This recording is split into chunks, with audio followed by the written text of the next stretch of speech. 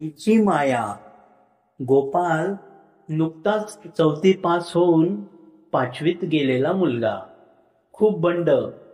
इकडे धाव तिकडे धाव, भिंतीवर चढ, उंचावरून उडी मार. सारखा नुसता धांगडधिंगा आणि गोंधळ. प्रत्येक वेळी आईचं रागावणं, कधी कान धरणं तर कधी चांगला धपाटा मारणं सुरूच. हे करू नको, ते करू नको असं सारखं सारखं सांगणं, ओरडणं.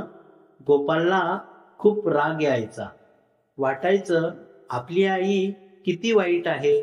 सारखी सारखी बंधनं घालते, मनासारखं खेळूही देत नाही. असाच एक दिवस गोपाल शाळेतून आला. लगेचच शेजारच्या आकाशनं त्याला खेळायला हाक मारली. तो त्याच्याकडे गेलाही. आपली आई किती वाईट आहे, मनासारखं कधी खेळू देत नाही, हे तो आकाशला सांगत होता. आकाशची आई हे सगळं ऐकत होती. त्याच वेळी एक मांजर आपल्या पिलाची मान आपल्या दातांनी धरून चाललेली तिने पाहिली. तिने दोघांनाही हाका मारून बोलवले आणि म्हणाली, पाहिलीत ती मांजर? एवढंसं पिल्लू, त्याला धड उभंही राहता येत नाही, पडता येत नाही आणि दातात धरून ती चालली आहे. अशाच प्रकारे ती आपली पिल्लं एका जागेवरून दुसऱ्या जागी नेणार आहे आणि लपून ठेवणार आहे. तुम्हाला ती किती दृष्ट, वाईट असेल, नाही का? तिचे टोकदार दात पिलांना लागत टोचत असतील, जखमा होत असतील असं तुम्हाला वाटत असेल. पण आपल्या बाळांना असं काही होऊ नये याची ती पुरेपूर काळजी घेत असते. ती पिल्लं तोपर्यंत मोठी होत नाहीत, स्वतःचं रक्षण स्वतः करत नाहीत, अन्न मिळवत नाहीत, तोपर्यंत ती त्यांना असंच लपून ठेवणार आहे, बंधनात ठेवणार आहे, बाहेर पडूच देणार नाही.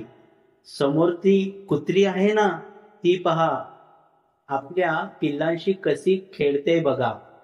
अरे रे, हे काय, तिने पिल्लाला कसा पंजा मारला.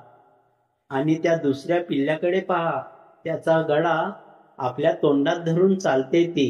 तुम्हाला वाटेल काय दृष्ट आहे ती पिल्लांची आई. पण मुलांनो, तिचं हे सगळं खोटं खोटं चाललेलं असतं बरं का. यातून आपल्या पिल्लांना मोठेपणी आपल्या रक्षणासाठी, अन्न मिळवण्यासाठी उपयोगी पडतील असे डावपेच ती शिकवत असते. मग आता सांगा, ती मांजर, कुत्री दृष्ट आहे की आपल्या पिल्लांवर प्रेम करणारी आई आहे? प्रेम करणारी आई. दोघेही एकदमच म्हणाले. मुलांनो, प्राणी असो की माणसं, आपल्या बाळाची त्यांना काळजी असतेच. म्हणून आई कधी ओरडते, रागवते, कधी धपाटाही मारते, म्हणजे ती वाईट थोडीच असते. तुम्हाला कुणाकडूनही, अगदी तुमच्या स्वतःकडूनही इजा होऊ नये म्हणून तिची धडपड चाललेली असते. आईला वाईट वाईट म्हणून चालेल का? नाही. दोघंही ओरडले. काय गोपाल, मग सांग, तुझी आई दृष्ट आहे की चांगली? काकू, माझं चुकलं. आता मी आईला कधीच वाईट म्हणणार नाही आणि त्रासही देणार नाही, गोपाल म्हणाला. शाबास, कशी शहाणी आहेत माझी बाळं. असं म्हणून तिने दोघांचे लाड केले आणि त्यांना छानसा खाऊही दिला.